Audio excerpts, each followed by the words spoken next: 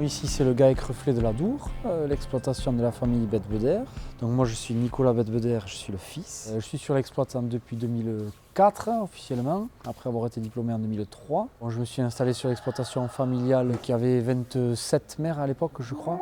Puis après on a un peu agrandi au fil du temps et on est passé en 2009, on a agrandi d'une vingtaine d'hectares pour arriver aujourd'hui à un régime de croisière à autour de 70 hectares exploités. Avec la majeure partie, comme vous avez pu le voir en venant, dans les barthes de la Dour. Donc l'ensemble des surfaces imparties à l'élevage qui sont dans les barthes de la Dour, dans la partie inondable qui est en bordure du fleuve, quoi. Pour faire vivre ces surfaces-là, pas ici d'autre issue que passer par l'élevage. Donc plus les terres sont près de l'eau, meilleures elles sont. Donc c'est là en général qu'on va chercher les hauts potentiels de rendement, c'est-à-dire les parcelles à maïs et dérobées. Et donc c'est comme ça qu'on fait les stocks hivernaux. Voilà. Et plus on descend dans la partie inondable, plus on va aller chercher les surfaces d'estive entre guillemets, qui sont des surfaces difficiles à sécher et donc qui ne se sèchent que dans l'été. Donc c'est là qu'on laisse les pâtures.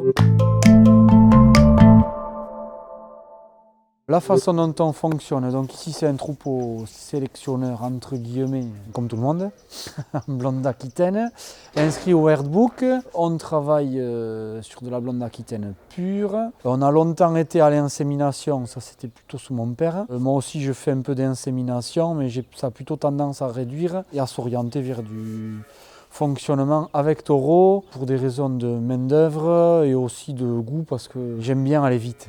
Je suis impatient et du coup j'aime bien assumer mes propres choix et orientations génétiques, donc j'essaye de me faire, à tort ou à raison, mes propres orientations et mes propres choix. Donc on a 2 taureaux, un pour les vaches, un pour les génisses. Pour le moment on est à un niveau de troupeau où c'est suffisant. Donc voilà, après l'idée c'est d'arriver à tourner vite, changer régulièrement, se poser la question, voir si ça va pas. Moi du coup dans le concours, ce que je vais chercher c'est pas forcément les titres, je suis pas un grand fan de la préparation des animaux. Je trouve que la préparation elle est coûteuse et que du coup si elle colle pas avec une période précise chez moi, je trouve que c'est trop coûteux, du coup je vais au concours plutôt avec des pincettes ou plutôt en ciblant le minimum d'animaux. Et par contre ce qui me plaît dans le concours c'est d'aller cibler les génétiques, essayer de voir ce qui se fait ailleurs, m'en inspirer, ou pas d'ailleurs. Essayer d'échanger avec d'autres éleveurs qui veulent bien dire là j'ai réussi, là je suis content et là je me suis loupé. Et du coup c'est plutôt ce mélange des genres et de mélange d'expériences qui est plutôt très enrichissant, quoi. Que ce soit dans les techniques d'élevage, dans la génétique et aussi dans les techniques de travail. Qu'on essaye pour valoriser tout ça de fonctionner avec un peu de vente à la reproduction pour des jeunes mâles essentiellement. L'ensemble des femelles de renouvellement sont gardées et sont après valorisées en label rouge IGP local qui est le bœuf de Chalosse. Voilà. Donc là c'est le label rouge aux mêmes réglementations que tous les labels nationaux et l'IGP qui est l'ancrage territorial, donc qui est la zone Chalosse, la zone du sud des Landes et des cantons limitrophes des Pyrénées-Atlantiques qui nous permet d'avoir accès à des boucheries, puisqu'on travaille exclusivement avec des boucheries traditionnelles. Donc on engraisse nos animaux pour avoir un taux de finition un peu plus supérieur à la moyenne, pour pouvoir satisfaire les bouchers qui sont nos clients et qui eux sont nos fenêtres sur les consommateurs, quoi. Alors on a une meilleure valorisation effectivement que la moyenne des cours généraux, mais on a aussi beaucoup plus de contraintes, c'est-à-dire qu'on a des cahiers des charges beaucoup plus lourds. Bon, on s'inflige un peu plus de contrôle, mais tout ça, c'est pour garantir aux consommateurs l'assurance d'un produit fini de qualité, quoi, et qui vaut le prix que ça coûte.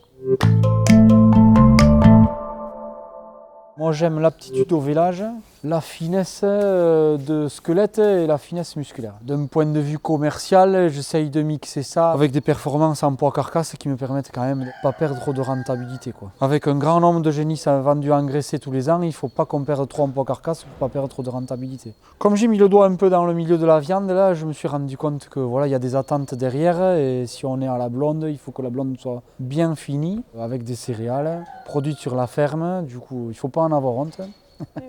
Il faut être fier de notre taux de finition. On est dans le sud-ouest, on est capable de finir nos animaux avec des céréales produites sur la ferme. Très peu de de complémentation achetée, puis de toute façon la complémentation elle est produite aujourd'hui en grande majorité en France chez nos voisins céréaliers qui ont vendu les vaches. Alors le Covid, on a beaucoup craint pour notre débouché. Et il se trouve quand même que par la blonde d'Aquitaine, le côté broutard n'a pas souffert de l'export à l'Italie. Donc ça c'est outre le bœuf de Chalosse.